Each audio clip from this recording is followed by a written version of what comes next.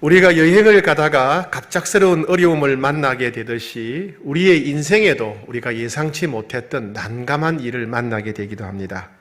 인생길을 살아갈 때 모든 길이 막히고 모든 일이 꼬였을 때 어떻게 대처해야 될지 지난주에 말씀드렸습니다.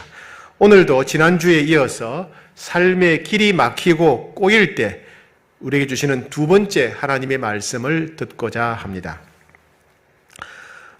바울은 1차 전도 여행 때 방문했던 교회를 다시 방문하게 됩니다.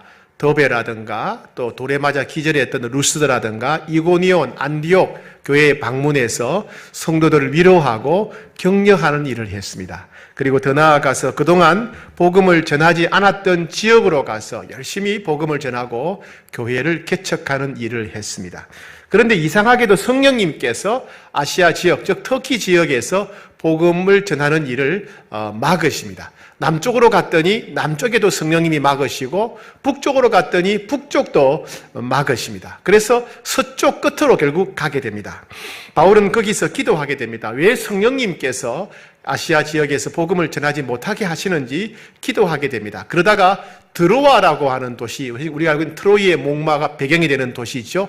이 드로아에서 기도하던 중에 성령님께서 환상을 보여주십니다. 그 환상의 내용은 뭐냐면 마게도냐 사람의 옷을 입은 사람, 마게도냐 사람이 나타나서 와서 우리를 도와주시오, 와서 우리를 도와주시오라고 하는 그런 말을 하는 환상을 보게 됩니다. 바울은 그 환상을 보고 나서 성령님이 이제는 아시아를 벗어나서 지중해를 건너서 유럽 대륙에 있는 마게도냐 지역에 가서 복음을 전하라고 하시는구나 하는 것을 깨닫게 됩니다. 즉시 바울과 일행은 그 드로아에서 배를 타고 지중해를 건너갑니다. 지중해라고 하면 에게해죠. 지중해를 건너서 이제 유럽 대륙에 넘어가게 됩니다. 유럽 대륙의 첫 번째 지역이 바로 마게도냐입니다. 오늘 본문 11절에 보니까 우리가 드로아에서 배를 타고 사모드라게로 직행하여 이튿날 네아폴리로 갔다. 이 사모드라게는 섬이고 마게도냐 지역에 있는 첫 번째 항구가 네아폴리입니다. 네아폴리는 말하자면 네오폴리스라고 해서 우리식으로 말하면 신촌, 새마을 같은 그런 새 도시라는 뜻입니다. 거기에 먼저 도착을 했어요. 여기서 이제 도착했는데 몇 년 전에 우리 교회 성지순례팀하고 같이 이제 이 네아폴리를 방문했는데 이 네아폴리에 갔더니 특이한 교회가 있어요. 교회 이름이 뭐냐 하면 사도 바울 도착 기념교회. 사도 바울 도착 기념교회. 바울이 이제 드로아에서 출발해서 마게도냐 지역, 유럽 지역에 처음 도착한 항구가 네아폴리이기 때문에 이 네아폴리에 사도 바울 도착 기념교회가 있어요. 그리고 교회 앞마당에 큰 벽화가 있는데 모자이크로 된 벽화인데 그 내용이 뭐냐면 사도 바울이 드로아에서 환상을 보는 장면, 마게도냐 사람이 와서 우리를 도우라라고 하는 그 환상을 보는 장면을 큰 모자이크로 그려놨어요. 바울이 그 환상을 보고 드로아에서 와서 이곳 네아폴리에 처음 도착했다라는 걸 기념하는 그런 모습이죠. 자, 사진 한번 보시겠습니다. 불 좀 꺼주시고요, 빨리. 자, 이게 이제 사도 바울 도착 기념교회입니다. 네아폴리라고 하는 곳, 바울이 마게도냐 지역에 처음 도착한 항구에 있습니다. 교회 앞마당에 보니까 벽화가 있지요. 저걸 자세히 봅시다. 이런 모양입니다. 빨간 옷을 입은 사람이 바울이고요. 가운데에 선 사람이 다른 옷을 입었지요. 마게도냐 사람입니다. 그래서 와서 우리를 도와주시오라고 하는 환상인데 저 환상을 보고 오른쪽에 보니까 바울이 배를 타고 도착하지요. 네아폴리에 처음 도착했다 이런 뜻입니다. 지금도 이제 네아폴리, 불 켜주세요. 네아폴리에 가면 그 교회가 있고 저런 벽화가 있습니다. 자, 그 다음에 바울은 이제 걸어서 어디로 가냐면 옆에 있는 도시 빌립보로 가게 됩니다. 네아폴리에서 그렇게 멀지 않은 곳인데 이 빌립보는 그 마게도냐 지역에서 제일 큰 도시예요. 제일 큰 도시, 중심 도시고 성으로 둘러싸여 있는 그런 도시입니다. 바울은 이 빌립보에 가서 복음을 전해서 유럽 최초의 교회를 세우게 됩니다. 자, 빌립보 한번 볼까요? 사진. 빌립보 보겠습니다. 자, 왼쪽은 로마입니다. 로마. 가운데가 그리스고 오른쪽에 조금 나와 있는 게 터키 아시아입니다. 그래서 그리스 오른쪽 위에 보니까 빌립보라고 되어 있지요. 다음 장면 봅시다. 지금 빌립보의 유적입니다. 지금 가면 유적들이 많이 있습니다. 그 다음에 그 당시 바울 당시에 빌립보에 관공서 단지하고 시장이 있던 지역입니다. 굉장히 화려했던 유적이죠. 사람들이 꽤 많이 살았습니다. 다음 봅시다. 예. 이건 이제 그리스식 경기장입니다. 그리스 야외 경기장, 원형 경기장의 모습이 지금도 이렇게 남아 있습니다. 자, 됐습니다. 네. 자, 오늘 이 본문을 통해서 하나님께서 우리에게 주시는 첫 번째 말씀은 뭐냐 하면 우리의 삶의 길이 막히고 꼬였을 때 첫째는 여호와 이레의 하나님을 만나야 된다. 여호와 이레의 하나님을 만나야 된다라고 말씀하십니다. 바울이 빌립보에 처음 도착했을 때는 참 난감했을 것입니다. 왜냐하면 아는 사람이 없어요. 그죠? 아는 사람이 없고 어디로 가야 될지, 누구를 만나야 될지. 바울이 계획이 있었던 게 아니에요. 바울은 아시아에서 복음을 전하려고 했는데 하나님이 갑자기 마게도냐로 가라 그래가지고 순종해서 왔기 때문에 아무런 계획이나 대책이 없어서 참 난감했습니다. 그래서 잠을 어떻게 잤을까 생각해 보니까 사도 바울의 원래 직업이 뭐냐면 텐트 만드는 일입니다. 그 당시에는 상당히 돈을 잘 버는 일이었어요. 요즘은 여행 가면 뭐 이렇게 여관이나 호텔이 있지만은 옛날에는 그런 게 없으니까 각자 텐트를 치고 다녔어요. 돈 많은 사람들은 텐트를 가지고 다니고 그 텐트에서 생활했는데 바울은 그 텐트, 여행자용 텐트를 만드는 일이 사도 바울의 원래 직업이었습니다. 그래서 우리가 충분히 짐작할 수 있는 것은 바울은 아마 자기가 만든 텐트를 가지고 가서 빌립보 어디 공터에 텐트를 쳐놓고 생활하지 않았을까. 근데 단기간 생활하는 것은 괜찮은데 텐트에서 장기간 생활하는 것은 굉장히 불편했을 것입니다. 참 바울은 힘든 상황이었어요. 자, 그럼 재밌는 게 뭐냐면 여기서 이제 하나님께서 놀라운 일을 예비하셨던 것을 깨닫게 됩니다. 유대인들은 전 세계 어디를 가든지 유대인 남자가 10명 이상 모이면 반드시 회당을 건축합니다. 회당. 우리 집은 예배당이죠. 그래서 10명 이상 모이면 회당을 건축하고 거기서 안식일마다 모여서 성경을 읽고 예배를 드렸어요. 그런데 만약에 유대인 남자가 10명이 안 된다. 그럼 어떻게 하느냐? 그럼 회당을 지을 수 없으니까 기도처라는 걸 만들었어요. 기도처. 그래서 강가나 바닷가에서 물이 있는 곳, 반드시 물이 있는 곳 근처에다가 기도처를 만들고 거기서 안식일마다 모여서 함께 기도하는 그런 전통이 있었습니다. 바울이 빌립보에 가보니까 회당이 없는 겁니다. 아, 이 도시에는 유대인 남자가 10명이 안 되는구나. 그렇다면 기도처가 있을 것이다 라고 생각해서 근처 강가를 이제 찾아다니게 됩니다. 왜? 안식일에 모여서 기도하는 곳이니까. 유대인들에게 먼저 복음을 전하기 위해서 그렇죠. 그들은 성경을 아는 사람들이기 때문에. 그래서 갱가이트라고 하는 강가에 가보니까 몇몇 사람들이 모여서 기도하는 모습을 보게 됩니다. 몇몇 여성들이 모여 있었어요. 바울은 그들에게 복음을 전합니다. 복음을 전하게 되었고 지금도요, 이 빌립보에 가게 되면 바울이 갔던 그 기도처, 복음을 듣던 그곳에 갱가이트 강가에 가게 되면 사도 바울 기념교회가 있고 또 세례터도 마련되어 있습니다. 자, 그런데 거기서 바울을 만나고 기도처에서 바울을 만나고 복음을 들었던 여성 중에 루디아라고 하는 매우 특별한 여인이 한 명 있었습니다. 오늘 본문 14절, 15절 말씀을 같이 한번 받아드리겠습니다. 시작.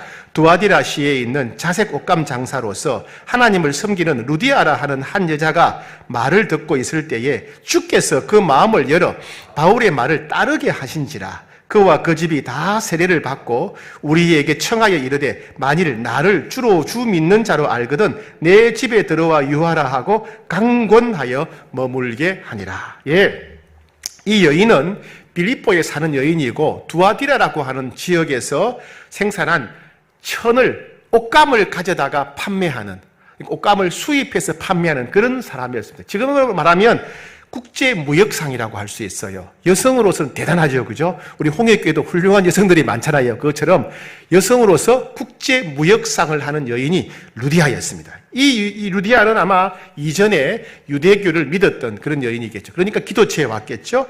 그래서 성령께서 이 루디아의 마음을 열어주셔서 사도 바울을 통해서 복음을 받아들이게 한 겁니다. 그리고 루디아는 바울을 초대합니다. 초대해서 자신의 가족들에게 이 복음을 전해달라고 하고 가족들이 예수님을 믿자 온 가족들이 함께 다 세례를 받게 했습니다. 이것은 이 루디아가 얼마나 확실하게 예수님을 믿게 되었는지를 보여줍니다. 그리고 루디아는 바울에게 놀라운 제안을 하나 하게 됩니다. 15절에 보니까 만일 나를 주 믿는 자로 알거든 내 집에 들어와 유하시오. 무슨 얘기입니까? 내가 진짜 예수님 믿었다고 생각한다면, 내가 진짜 예수님 믿는 사람이라고 당신이 신뢰한다면 우리 집에 오셔서, 저희 집에 오셔서 머물러 주십시오 라고 바울 일행을 자기 집으로 초대를 했습니다. 루디아는 강력하게 반복해서 바울에게 권했고, 그래서 바울이 빌립보에 있는 동안에는 루디아의 집에 머물면서 복음을 전하게 되고, 그리고 이제 교회를 개척하는 일을 하게 됩니다. 이렇게 해서 빌립보 교회, 유럽 최초의 빌립보 교회가 탄생하게 됩니다. 바울은 처음에 빌립보에 왔을 때는 어디로 가야 될지, 누구를 만나야 될지, 어떻게 할지 아무것도 몰랐고 대책이 없었습니다. 그런데 루디아를 통해서 그런 빌립보에 머무는 동안에 생활할 수 있는 집이 마련되어지고 복음을 전할 수 있는 전초 기지가 마련되게 되고, 그리고 예수 믿는 사람들이 모여서 함께 성경 공부하고 교제할 수 있는 중심지, 선교의 중심지 예배당이 세워지게 되는 겁니다. 그래서 이 루디아의 집이 바로 유럽 최초의, 마게도냐 최초의 교회가 됩니다. 그 이후에 루디아의 집에 세워진 이 빌립보 교회는 바울이 어디를 가든지 바울을 위해서 기도하고 후원했습니다. 심지어는 이 빌립보 교회는 사람까지 파송해가지고 바울 사역에 동참했습니다. 에바브로디도가 바로 빌립보 사람이죠. 바울의 가장 후원자요 동력자가 이 빌립보 교회였습니다. 이 빌립보 교회 성도들은 바울을 도와서 데살로니가, 베레아, 아덴, 고린도, 갱그레아 지역에 복음을 전했고, 당시 세계의 수도였던 로마에도 복음을 전하고, 당시 사람들이 생각할 때 서쪽 끝이라고 생각했던 스페인까지 바울과 함께 가서 복음을 전하게 됩니다. 그러니까 바울에게는 굉장히 중요한 후원자요 동력자가 되었죠. 또한 나중에 예루살렘 교회가 큰 기근을 만나서 고통을 겪고 있을 때 이 빌립보 교회 온 성도들이 힘껏 구제 헌금을 해서 예루살렘 교회 성도들을 도왔습니다. 이를 통해서 그리스도인들은 재물을 어떻게 사용해야 되는지 훌륭한 모범이 되었습니다. 그러니 바울이 이 빌립보 교인들을 얼마나 귀하게 여기겠습니까? 빌립보스에 보게 되면, 바울이 빌립보에 보낸 편지를 보게 되면, 나는 너희들을 너무 사랑하고 보고 싶다. 나는 너희들 너무너무 사랑하고 보고 싶다. 나는 너희들만 생각하면 너무너무 기쁘다. 내가 장차 예수님께 가면 너희들 때문에 내가 큰 면류관을 받게 될 것이다. 이렇게 말했죠. 나의 사랑하고 사모하는 형제들, 나의 기쁨이요 면류관인 사랑하는 자들아. 이렇게 말합니다. 예, 그만큼 이 빌립보 교회는 특별한 교회였습니다. 자, 그런데 여기서 우리가 하나님께서 우리를 위해서 예비하시고 역사하신다는 것을 우리가 알 수 있습니다. 바울은 처음에 참 이 지중해를 건너올 때 얼마나 난감했겠습니까? 성령님께서 마게도냐로 건너가라고 하셔서 순종해서 들어와 있어 배를 타고 이제 지중해를 건너서 마게도냐 쪽으로 가기는 가는데, 가서 누구를 만날지, 무슨 일이 일어날지, 또 어디서 복음을 전해야 될지 늘 너무나 불안하고 걱정이 되고 두려웠을 것입니다. 피부가 다르죠. 말이 다르죠. 문화가 다르죠. 그런 유럽 사람들을 만났을 때 얼마나 난감했겠습니까? 아무 준비도 없었어요. 그런데 도착했더니 하나님께서 바울이 무엇을 필요로 하는지, 바울이 어떤 점이 어려울지를 아시고 하나님께서 미리 준비해 놓으셨던 것입니다. 누구를? 루디아라고 하는 한 여성을 준비해 놓으셨던 것입니다. 이 루디아를 만나게 됐을 때 숙소 문제가 해결되었어요. 복음을 전할 수 있는 전초 기지가 문제가 해결되었습니다. 루디아를 만나자 예수님을 믿게 된 성도들이 모여서 공부하고 예배드릴 수 있는 예배당 문제가 한꺼번에 해결되어 버린 겁니다. 즉 하나님께서 바울로 하여금 드로아에서 마게도냐로 가서 복음을 전하라고 하시면서 하나님은 미리 바울이 필요한 것을 다 준비해 놓으셨던 것입니다. 우리는 이것을 여호와 이레, 미리 준비하시는 하나님이라고 합니다. 하갈이 사라의 학대를 피해서 도망가다가 광야에서 물이 없어서 목이 말라 죽게 되었죠. 그러다가 하나님이 예비하신 우물을 만나게 되지요. 샘물을 만나게 되지요. 그 샘물을 이 하갈은 이름을 뭐라고 지었냐면 보엘라 헤로이, 나를 보살펴 주시는 하나님. 나를 위해서 미리 우물을 예비해 놓으셨다가 나를 보살펴 주시는 하나님. 하나님이 이렇게 나를 보살펴 주시는구나 체험하게 되었다는 거죠. 그래서 보엘라 헤로의 하나님을 했죠. 이게 바로 하나님이 예비하신 여호와 이레입니다. 이스라엘 백성들은 구름 기둥과 불 기둥을 따라 광야를 통과합니다. 그런데 갈 때마다 하나님이 예비하신 샘물을 만나게 됩니다. 그리고 만나 메추라기를 만나게 되죠. 하나님은 이스라엘 백성들이 광야로 갈 때 아무런 백성들은 대책이 없었지만은 하나님께서는 물도 준비해 주셨고 만나와 메추라기도 미리 준비해 주신 것입니다. 여호와 이레의 하나님이시죠. 삼손은 목이 말랐습니다. 그 하나님께 부르짖었습니다. 그랬더니 우묵한 곳에서 샘물을 만나게 하셨죠. 그래서 삼손은 이렇게 불렀습니다. 그 샘물을 엔학골에 부르짖는 자의 샘물. 내가 하나님께 부르짖었더니 하나님이 내게 샘물을 만나게 하셨다. 역시 이것도 미리 예비하시는 준비하신 하나님 여호와 이레의 하나님이죠. 엘리야는 아합의 추격을 피해서 숨어 있었습니다. 그때 까마귀가 와서 떡과 물을 날라다 줍니다. 가뭄이 들어서 물이 다 마르게 되자 하나님은 사렙다 과부의 집에서 숙식을 해결하게 하셨습니다. 모든 것이 하나님이 예비하신 것이었죠. 여호와 이레입니다. 대표적으로 아브라함입니다. 아브라함은 하나님 말씀에 순종해서 이삭을 하나님께 제물로 바치려고 했습니다. 사랑하는 아들을 제물로 바치려고 할 때 이삭의 마음은 얼마나 마음이 고통스러웠겠습니까? 두려웠겠습니까? 얼마나 슬펐겠습니까? 마음이 너무 끔찍했을 것입니다. 그런데 이삭을 하나님께 드리려고 하는 순간 하나님은 아브라함의 손을 말리시고 하나님이 미리 준비해 두신 번제물을 보여주십니다. 즉 하나님은 아브라함을 위해서 미리 번제물을 준비해 놓으셨던 것입니다. 여호와 이레, 하나님이 미리 준비하신다는 것이지요. 이와 같이 우리는 여호와 이레의 하나님을 만나게 될 때 깜짝 놀라게 됩니다. 왜요? 전혀 예상치 못했으니까. 생각지도 못했던 하나님의 선물을 받게 되면 우리는 깜짝 놀라게 되고 우리 마음에는 기쁨과 감사가 폭탄처럼 터져 나오게 됩니다.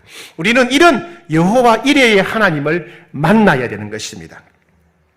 요즘은 코로나 바이러스 때문에 가끔 이제 풀려도 어르신들은 많이 나오지만은 어린 아기를 둔 가정들은 잘 나오지 못합니다. 위험하니까 그렇지요. 그런데 전에 좋을 때는, 형편 좋을 때, 코로나 바이러스가 없을 때는 우리 교회에는 아가들이 참 많았어요.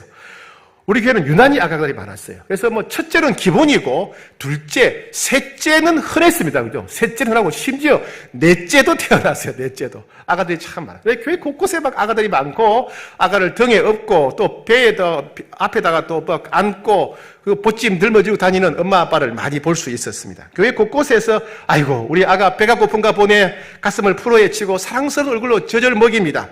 또, 아이고, 이런 우리 아가가 쉬했네, 아이고, 우리 아가가 응가했구나, 그리고 아가가 싼 똥을 바라보면서 아이고 빛깔도 예쁘네 그러면서 막 좋아하면서 기저귀를 갈아주는 모습 흔했죠. 엄마는 물론 아빠들도 척척 이런 일을 잘 해냅니다. 여러분 이 엄마 아빠들은요 아이들에게 아가들에게 필요한 것이 무엇인지를 알죠. 그래서 집에서부터 미리 준비해 옵니다. 아가 한 짐, 필요한 보따리 한 짐 이렇게 막 찍어 옵니다. 지혜로운 엄마 아빠일수록 미리 잘 준비하지요, 아가를 위해서. 우리 아버지 하나님께서도 사랑하시는 자녀들을 위해서 미리 준비하십니다.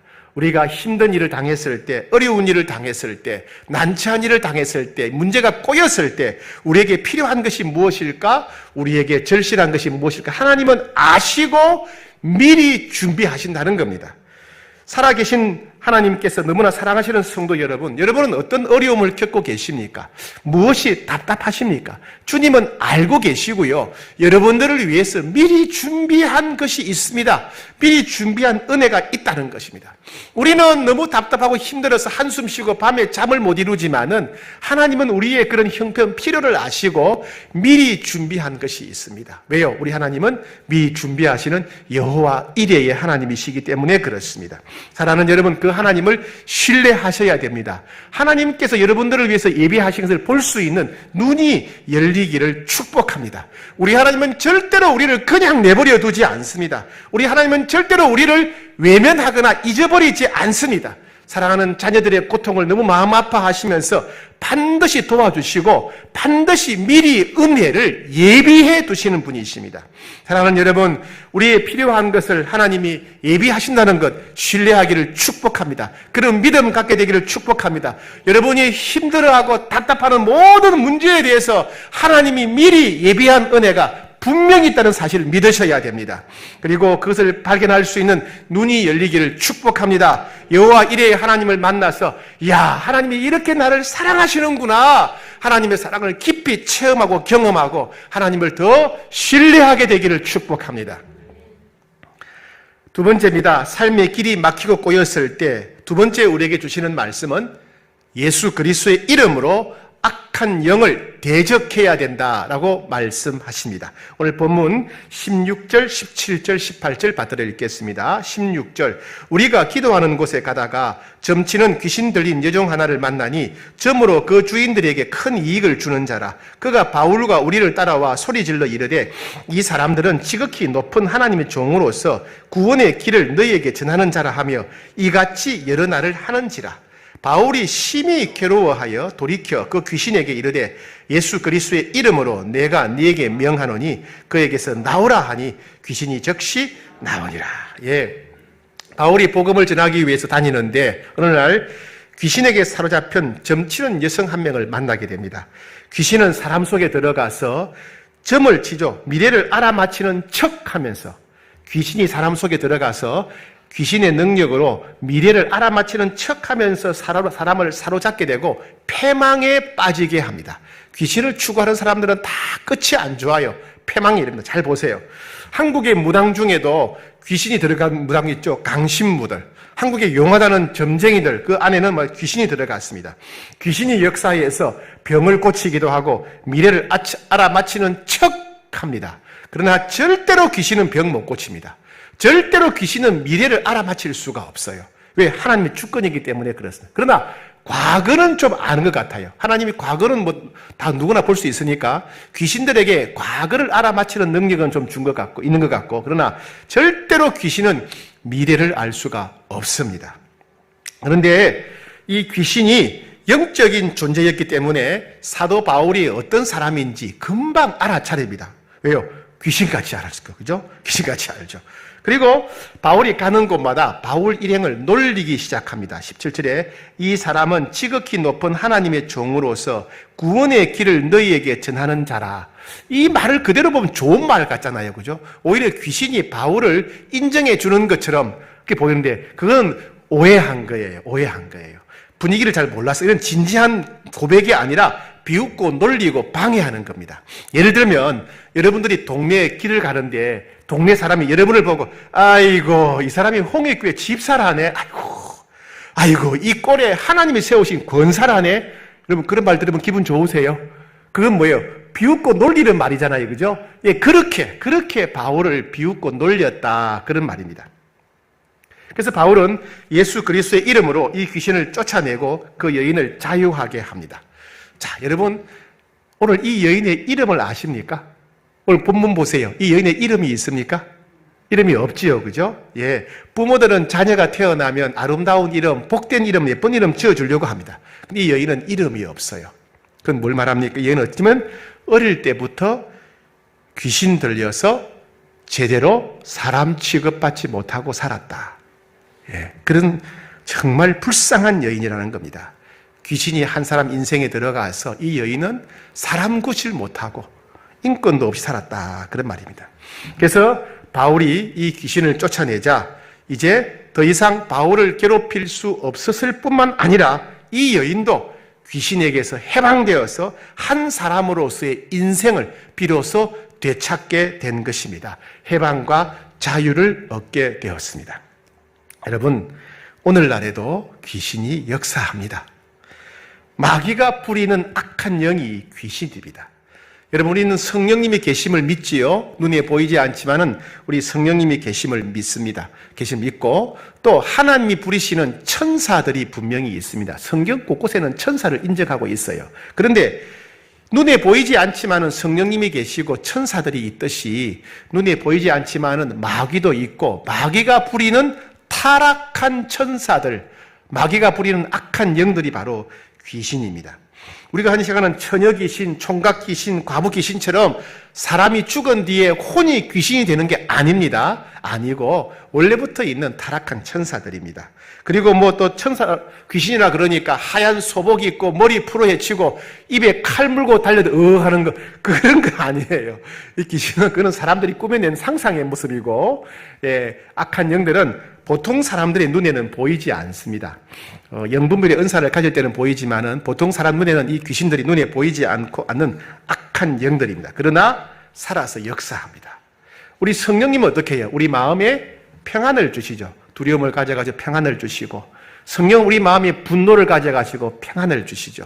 성령님 우리가 용서할 수 있는 힘을 주시고 사람들을 사랑할 수 있는 마음을 주시죠. 그죠? 성령님은 우리에게 지혜도 주시고, 성령은 우리에게 용기도 주시고, 성령은 우리 마음에 감사의 마음과 기쁨이 터져 나오게 만들어 주십니다. 이건 성령이 하시는 일이에요. 마귀는 반대로 일해요. 반대로 우리를 불행하게 만드는 겁니다. 마귀는 반대로 우리 마음을 공격하고 우리 생각을 공격하고 우리의 의지를 공격하고 우리 육체를 공격해요. 자, 마귀가 우리의 마음과 생각을 공격할 때가 있습니다. 여러분 살아가다 보면 과도하게 내가 너무 나쁜 생각에 꽉 사로잡히는 때가 있죠. 그죠? 내 생각에 나쁜 생각으로 꽉 차 있는 경우, 음란한 생각으로 꽉 차 있는 경우, 폭력적인 생각, 혹은 너무 우울한 마음이 완전히 꽉 차 있다든가, 혹은 내가 주체할 수 없을 만큼 분노가 가득 차 있다든가, 슬픈 마음, 불안한 마음이 가득하거나, 내가 너무 지나치게 좌절감, 무기력감에 꽉 차 있다. 이런 감정에 사로잡히는 것. 이거 뭐죠? 원인을 알 수 없이 이런 감정에 사로잡힐 때 이건 마귀의 역사예요. 악한 영들이 우리 마음에 두려워하는 마음, 불안한 마음, 슬픈 마음, 우울한 마음, 분노, 음란한 마음, 악한 생각으로 가득 차게 우리 마음을 공격해서 그런 겁니다. 때로는 우리의 의지와 행동을 공격할 때가 있어요. 우리의 의지를 무기력하게, 나약하게 만들어요. 그래서 도둑질을 한다거나 폭력을 행하거나 음란하거나 알코올 중독, 마약 중독, 도박 중독, 쇼핑 중독, 각종 중독에 빠지고 우상 숭배에 빠지게 만드는 것. 우리의 의지를 방해해서 우리 의지가 약하게 만들어 통제를 못하게 만드는 겁니다. 때로는 마귀가 우리의 육체를 공격하는 경우가 있어요. 마귀가 눈에 보이지 않지만 육체를 공격해요. 어떤 것으로? 여러분, 병원에 갔는데 잘 낫지 않는 병이 있죠. 난치병, 불치병 뒤에는 악한 영들이 있는 경우가 많습니다. 그래서 난치병, 불치병인 사람들 치료할 때는 그 악한 영들을 먼저 결박시키고 쫓아낸 다음에 치료해야 병이 낫습니다. 마귀는 우리로 하여금 하나님을 거부하게 만들어요. 예배드리러 왔는데 이상하게 성경 보니까 막 짜증이 나요. 예배드리고 찬송하는데 갑자기 막 화가 치밀어 오르는 거예요. 이 다 뭐예요? 마귀가 우리 마음과 생각을 공격해서 예배에 집중하지 못하게 만드는 거예요. 교회 가기 싫게 만들고 사랑방 모임에 가기 싫게 만들고 결국에는 우리로 하여금 하나님과의 관계를 맺지 못하도록 파괴하는 역할을 마귀가 하는 겁니다. 여러분 예배 시간에 앉자마자 계속 석가들 조는 분들이 있죠. 예, 마귀가 우리의 의지를 마비시키는 거예요. 꼼짝 못하게 만드는 거예요. 눈 뜨면 집에 갈 시간인데 그런 분들이 있죠. 이 악한 영들을 대적하셔야 됩니다. 대적해야 됩니다. 또 마귀가 우리를 공격할 때 완전히 우리 안에 들어오는 경우가 있어요. 마귀가 안에 들어와서 생각과 감정을 주관하는 경우가 있어요. 이건 귀신 들린 경우죠. 언제 귀신 들리느냐? 귀신 들리기 좋은 때가 있어요. 귀신이 우리에게 평소에는 못 들어다가 귀신이 들어오기 좋은 때가 있어요. 문이 열리는 게 어떤 때 문이 열리느냐? 분노에 사로잡혔을 때. 흔히 이런 말 하죠. 뚜껑이 열렸다. 통제할 수 없을 만큼 과도하게 분노에 사로잡힐 때 그때 귀신이 들어옵니다. 혹은 너무 큰 슬픔에 빠졌을 때, 큰 슬픔에 흔히 넋을 놓는다 그러죠. 넋을 놓는다. 과도하게 슬픔이나 절망감, 두려움에 사로잡혔을 때 귀신이 들어옵니다. 여러분 공포영화 있죠. 공포영화. 무슨 공포영화? 그걸 즐기는 사람들이 있는데 굉장히 위험합니다. 왜요? 공포영화를 보다가 과도하게 내가 두려워하게 되면요. 공포에 사로잡히면 그때 귀신 들어와요. 귀신이 들어옵니다. 혹은 우울증에 너무 빠져있을 때, 지나치게 빠져있을 때 그걸 통해서 마귀가 들어오고, 또 뭐냐면 이단에 들어가서 예배를 드리거나 이단 사람들, 악한 사람들로부터 안수받을 때, 귀신이 들어가 있는 사람으로부터 안수받을 때 귀신 들어옵니다. 그러니까 여러분 교회 밖에서 절대로 안수받지 마세요. 교회 밖에서는 절대로, 홍익교회 밖에서는 절대로 안수받으면 안 돼요. 반드시 목사님들한테 물어보셔야 돼요. 왜요? 잘못하면 귀신이 들어오니까. 이와 같이 귀신은 우리의 큰 슬픔이나 분노나 우울함이라든가 두려움 이런 걸 통해서 그 사람 안에 들어가서 그 사람을 사로잡게 됩니다. 심리학자들은 이것을 심리학적으로 설명하려고 하지만은 우리의 일상생활에는 심리학적으로 설명되지 않는 일들이 너무나 많습니다. 왜요? 영적인 일들이기 때문에 그렇습니다. 그러면 우리 영적 전쟁에서 승리하려면 어떻게 해야 될까요? 영적 전쟁에서 승리하는 비결은 몇 가지가 있습니다. 첫 번째, 귀신이 없다고, 악한 영이 없다고 악한 영을 무시하는 것은 위험합니다. 악한 영이 분명히 있다니까요. 그죠? 눈에 보이지 않지만은 천사가 있고 성령이 계시듯이 악한 영이, 사단이 분명히 있어요. 그걸 무시하면 안 돼요. 무시하면 내가 공격을 당하는 거예요. 눈 뜨고 당하는 겁니다. 그래서 악한 영이 분명히 있다는 걸 여러분 아셔야 됩니다. 그러나 두 번째, 지나치게 두려워할 필요는 없어요. 귀신은 능력이 있고 지혜도 있어요. 그런데 우리에게는 뭐가 있다? 예수 그리스도의 이름이라고 하는 권세가 있기 때문에 절대로 귀신을 두려워할 필요가 없어요. 저는 처음에는 이게 무서웠어요. 귀신 역사를 볼 때 무서웠는데 나중에 예수님의 권세를 제대로 알고 나니까 무서울 게 없는 거예요. 예. 그래서 우리는 반드시 예수 그리스도의 이름을 의지해야 됩니다. 예수 그리스도의 이름에는 권세와 능력이 있어요. 예수님은 온 세상을 주관하시고 다스리시는 왕으로서의 권세와 능력이 있습니다. 예수 그리스도의 권세로 무장된 사람들은 절대로 마귀가 공격할 수가 없습니다. 내 힘과 내 목소리는 절대로 마귀를 쫓아내거나 대적할 수가 없어요. 그런데 예수 그리스도의 이름으로 소리치고 명령하면 악한 영들은 반드시 복종하게 됩니다. 왜요? 예수님의 이름에는 권세와 능력이 있기 때문에. 그래서 내가 지금 마귀로부터 어디를 공격당하는 걸 아셔야 돼요. 감정인가, 생각인가, 의지인가, 육체인가. 내가 마귀로부터 공격당하는 부분이 어딘가를 알고 예수 그리스도의 이름으로 명령하면 됩니다. 예를 들면 내가 예수 그리스도의 이름으로 명하노니 내게 슬픔에 빠지게 하는 슬픔의 영은 떠나갈지어다. 내가 예수 그리스도의 이름으로 명하노니 다른 사람을 의심하게 만들고 비판하게 만드는 악한 영들아 떠나갈지어다. 내가 예수 그리스도의 이름으로 명하노니 게임 중독의 영은 떠나갈지어다. 내가 예수 그리스도의 이름으로 명하노니 위암을 일으키는 암의 영들아 떠나갈지어다. 이렇게 원인을 잘 보시고 그 악한 영들을 예수 그리스도의 이름으로 대적하여 쫓아내면 됩니다. 자, 우리는 이 예수님의 이름의 권세를 믿으셔야 되고 그렇게 대적한 다음에 내 안에서 어떤 변화가 일어나는가를 잘 보시면 됩니다. 틀림없이 변화가 있어요. 예, 마음의 두려움이 사라지고 평강이 오고 담대해지고 변화가 있지요. 그런데 다른 사람이 나를 위해 기도하는 것도 중요해요. 도움이 됩니다. 그런데 본인 자신이 기도하는 게 제일 중요합니다. 본인 자신이 악한 영이 공격할 때 내가 예수 이름으로 대적하는 것, 이게 가장 중요합니다. 누구든지 예수 믿는 자는 누구든지 이 권세를 사용할 수 있고 특히 나는 더 효과적으로 사용할 수 있어요. 왜요? 내 주인 하니까, 원래 내 몸이니까, 원래 내 감정이니까 나는 주인 자격이 있는 건 아닙니까? 그죠? 그래서 내가 예수 그리스도의 이름으로 의지해서 기도하는 것, 가장 강력한 기도가 된다는 겁니다. 네 번째입니다. 죄악의 습관을 끊어버리고 회개해야 됩니다. 귀신이 우리에게 달라붙는데 여러 가지 요인이 있는데 죄가 있으면 귀신이 역사해요. 죄가 있으면. 죄가 해결되지 않으면 귀신이 떠나가지 않습니다. 죄 짓는 사람들에게는 항상 귀신이 달라붙어 있어요. 여러분, 쓰레기통이 있어요. 쓰레기통에 너무 더러워가지고 막 파리가 바글바글 하는 거예요. 그러면 이제 파리를 쫓아내죠? 그럼 또 어떻게 돼요? 파리가 또 옵니까? 안 옵니까? 또 와요. 언제까지 옵니까? 쓰레기를 다 비우고 깨끗하게 청소해 놓으면 더 이상 파리가 오지 않는 거예요. 그죠? 쓰레기통에 쓰레기가 남아있는 한 파리는 계속 찾아옵니다. 우리 안에 회개하지 않은 죄, 끊어버리지 않은 죄가 우리 안에 있으면 마귀는 그 죄 때문에 계속 찾아옵니다. 여러 가지 것으로 찾아와요. 여러 가지 것으로 찾아옵니다. 그래서 내 안에 있는 귀신을 쫓아내려면 반드시 죄악된 습관을 끊어버리고 회개해야 됩니다. 죄를 잊어버리는 게 도움이 안 돼. 잊어버리는 건 도움이 안 되고 죄를 씻어야 돼요. 죄를 씻는 것은 예수 그리스도의 보혈밖에 없습니다. 내 죄 때문에 내가 어떤 죄를 지었더라도 예수님이 내 대신 죽으셨음을 믿고 예수님께 의탁할 때 우리는 모든 죄를 용서받게 되고 정결하게 깨끗하게 될 때 더 이상 악한 영들이 우리를 괴롭힐 수 없습니다. 다섯 번째는요, 용서해야 돼요. 용서. 마귀가 우리를 공격하고 마귀가 우리에게 달라붙는 것 중에 하나가 아까는 죄죠. 또 하나가 뭐냐면 상처예요. 상처. 용서하지 않는 마음. 원한. 죄를 용서받듯이 이 용서하지 않는 마음도 해결해야 악한 영들이 빌붙일 곳이 없어 떠나가게 되는 것입니다.